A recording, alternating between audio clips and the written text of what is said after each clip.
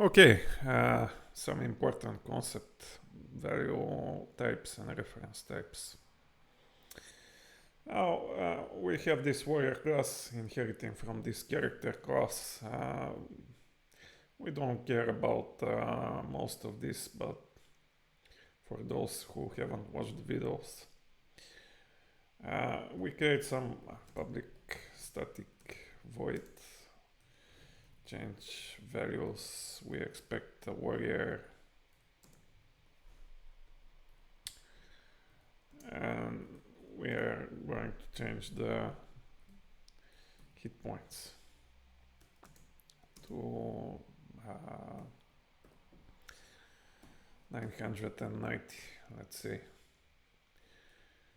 Change values, and then we pass the warrior. Let's see what happens. Maybe you can predict, maybe not, depends. Okay, we changed to 990. If you watch the previous videos, maybe you have expected something else. Maybe to remain to 100, but let's demonstrate something else. Like we have the number, we have some number, and we have some integer number equal to 0.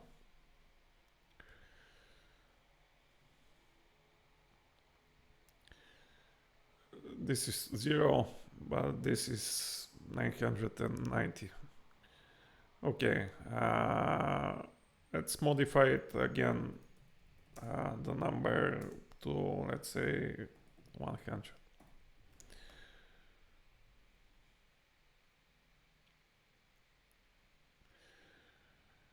And this is 0 again. Now, why the warrior changed the value but the number didn't change? Well, because this is a value type and this is a reference type. Now, if we want the same behavior in the number, then we use the out. And in this way, the number changed to 100. In this case, we passed number by reference. Now, the similar effect can be achieved by using the ref keyword.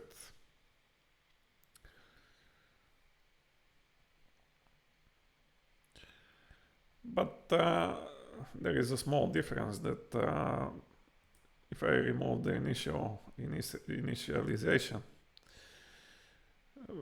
use of unassigned variable. So there is also the in keyword, which you know from the for each. But if we use the in, then we cannot change the value. So maybe if you have some reference type and you want to prevent the modification of the values, then you can use the.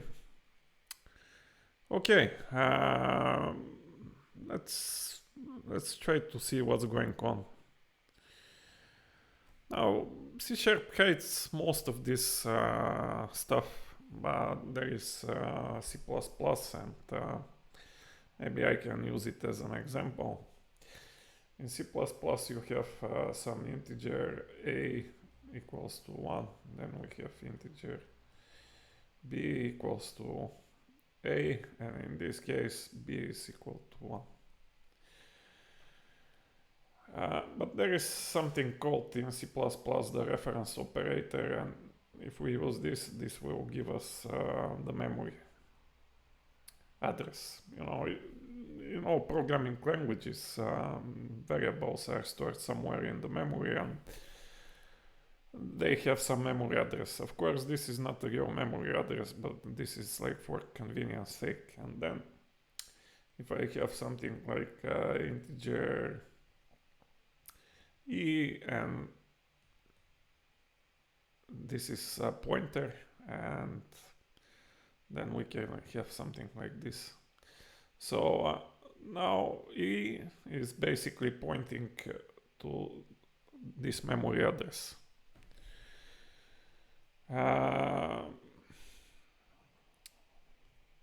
Now, if you remember, we have the stack, we have the heap, stack, then we have the heap. Reference types, such as our warrior, is stored on the heap, and the number is stored on the stack. Now, how do we find this warrior? Well, when I explained about the pointers, then there is some pointer created on the stack, which is pointing to the, to the memory location of the warrior. So, in order to demonstrate what's going on, I'm just going to copy paste some of the code.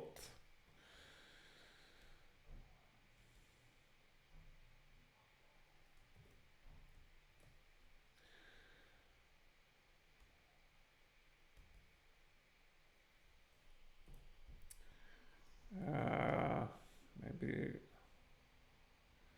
change the size. Okay, so here we pass actually we pass basically when we have this and when we have this.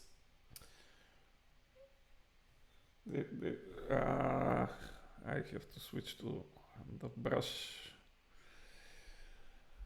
So let's imagine this has some memory address like this. In this case, let's imagine this is out.